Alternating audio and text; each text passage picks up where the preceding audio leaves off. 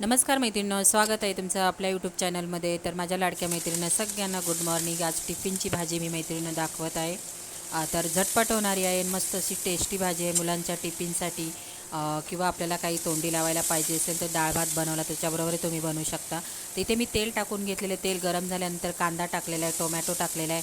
कांदा टोमॅटो मस्त असा तेलामध्ये परतून घेतलेला आहे। त्यानंतर बारीक चिरलेले असे बटाटे मी टाकून घेतलेले त्याच्यामध्ये। आणि हा हिरवा मसाला वाटलेला आहे मी, याच्यामध्ये कोथिंबीर घेतलं, अद्रक लसूण घेतलेलं आहे आणि हिरवी मिरची घेतलेली आहे।